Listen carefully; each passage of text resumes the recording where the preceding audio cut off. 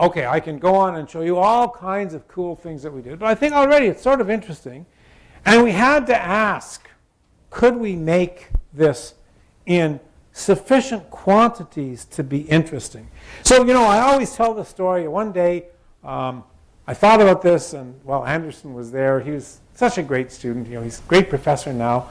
He could make these devices in half an hour. I said, well, Anderson, we have to test these things. Could you please make 2 devices, and we'll test them. We'll see whether they're uniform. We'll compare the drops, the emulsions, the double emulsions made from one to the other. We'll see if they're the same.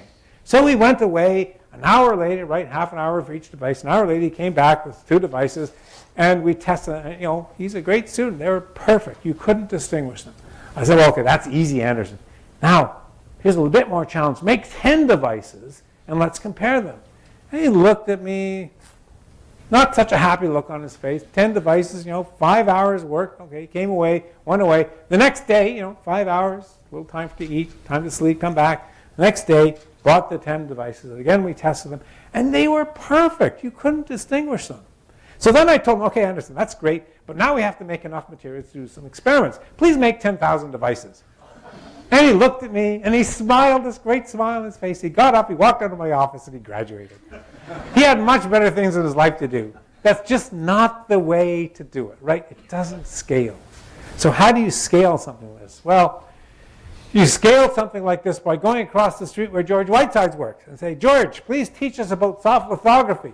Because with soft lithography, you make a device, I won't tell you the details, but the important thing, you make a device by using a mask.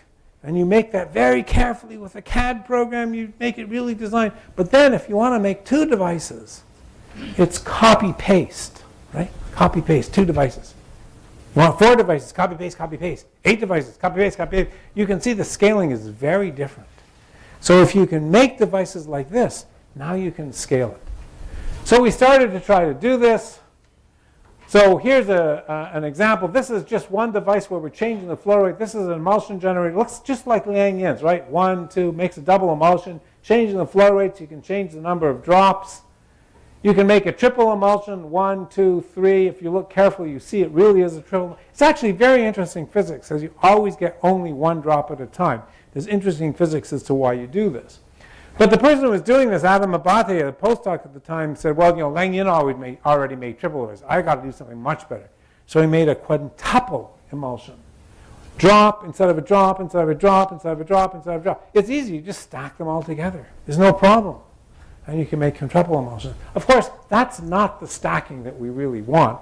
We want to stack them in parallel and stack them actually in 3 dimensions. And so Mark Romanovski came along, and he said he'd been working in another group for 4 years, and he had no results. He wanted to graduate. Well, could I help him? So I said, what did you do? He told me what he did. I didn't tell him this, but I thought about it. I said, even if you were successful and you had results, who would care? Really, who would care?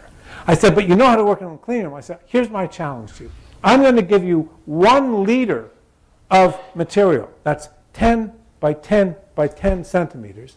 I'll give you 3 pumps, and I want you to make me a device with 1 liter of material that will create 1 liter of emulsion per hour. So think of it. This much space, and I can create that much emulsion per hour. Remember, I get to fill this room with those devices if they're cheap.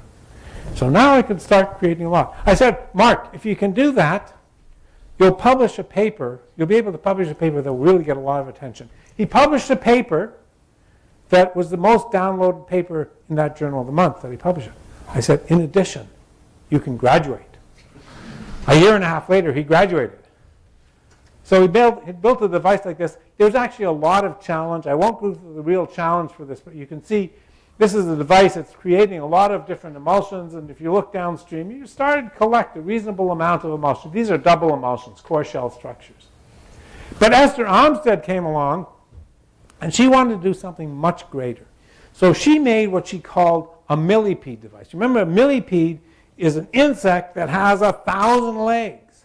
Well, this has 1,000 emulsion generators along here, 500 along each side. Each of these channels is an emulsion generator. It looks like this. Now it starts really creating a lot of material.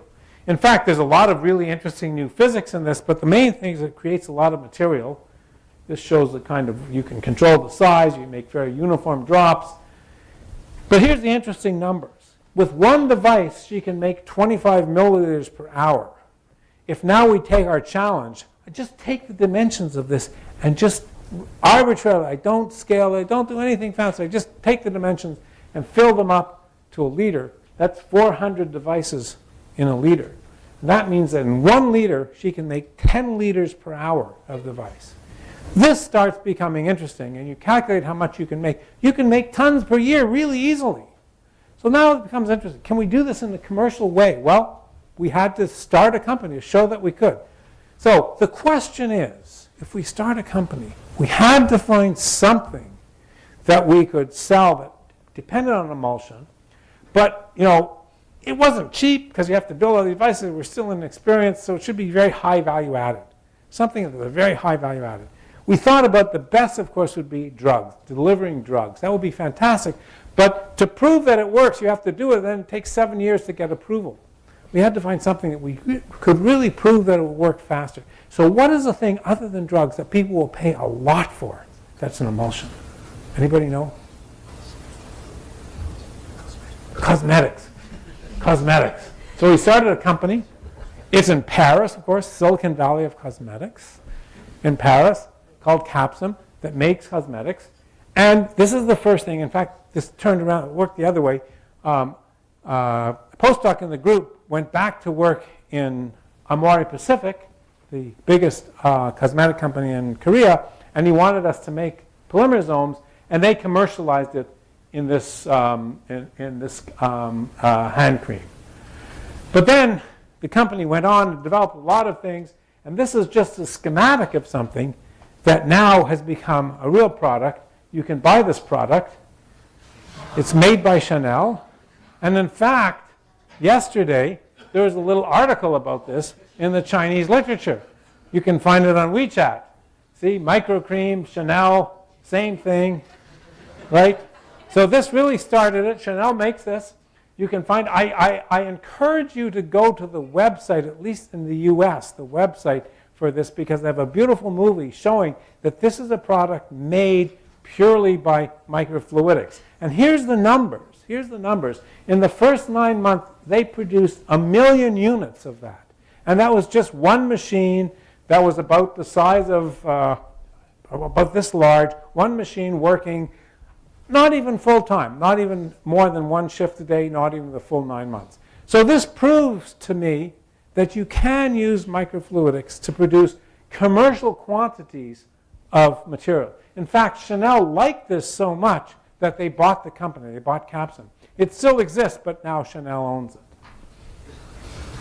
Okay, so you can read more about it just in the Chinese literature now. It's floating around WeChat. Let me